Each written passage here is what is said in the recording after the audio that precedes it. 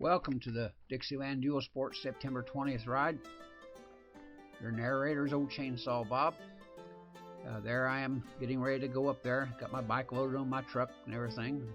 We got to the camp area there, and several of our riders who were riding with us today, I went ahead and took pictures of them and some of their motorcycles.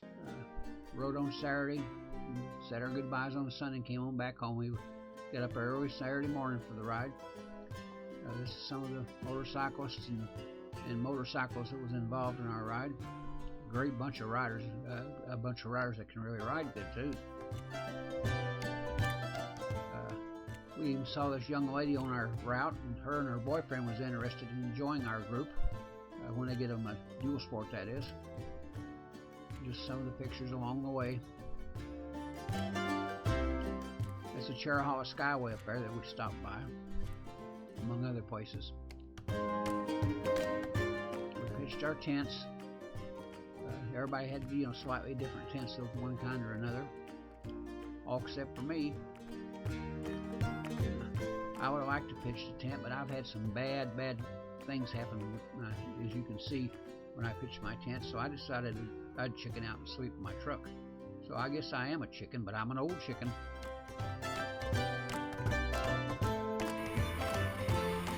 Well, here we go. We're starting off out. We had rode up to Cades Cove in the Great Smoky Mountains, and rode down to the end of Cades Cove and rode into this Forest Service road here. I never saw this before, and was really surprised when I found out where it comes out at. This little creek that runs down through there, we must have crossed that thing 9 or 10 times over bridges and splash-throughs and whatnot. Just beautiful area back in there. Exceptionally nice riding area. Relatively good roads. Cars can go up and down these roads occasionally, and SUVs and such as that.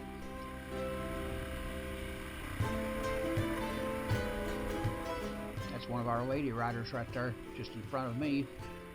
A very good rider. It's her husband right in front of her right there, as a matter of fact. She gets along very well.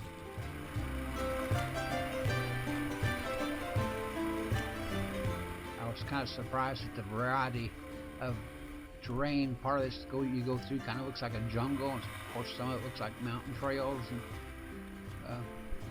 just a really neat road. I'll have to find out what the Forest Service road number is on that, because I failed to note that when we pulled in. I didn't see it.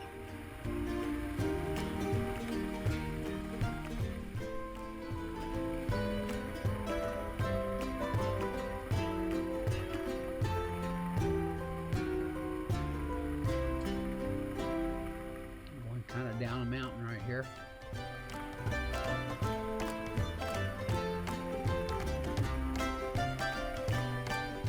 Pretty little waterfall right there. A splash through.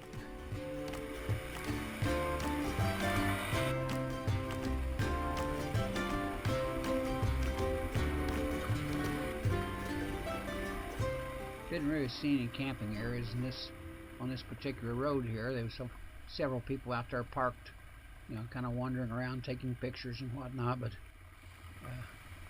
I didn't see any campsites, and maybe some of these side roads that I didn't see. Some nice people there pulled over just to let us by.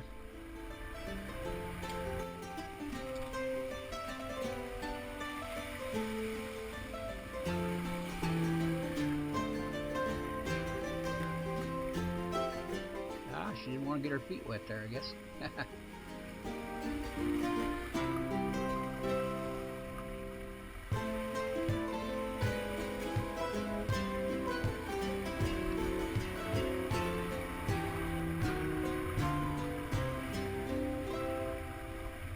My surprise was where the other end of this road is.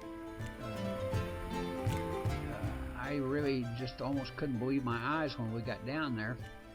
And that's the Dragon's Tail right there in front of us. So it being lunchtime and everything, we had a little talk about where we wanted to eat, and there was some restaurants mentioned, but somehow some of these just wasn't quite what we thought that, where we wanted to eat. We wondered maybe what kind of food they had in these places and stuff, and, especially that one there. So after we talked about it a while, we decided to go down to the resort area there at the Dragon's Tail and have lunch there. And it was a good lunch. Here we are leaving it and heading out. We're heading to the Joyce Kilmer National Forest to ride the trail there.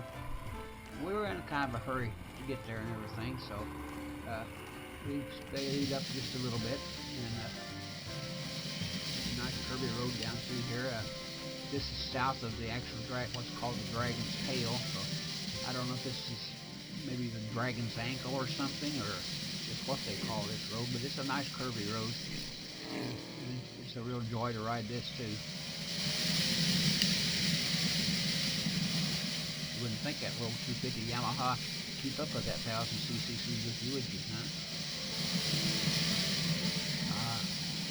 The joys of film editor.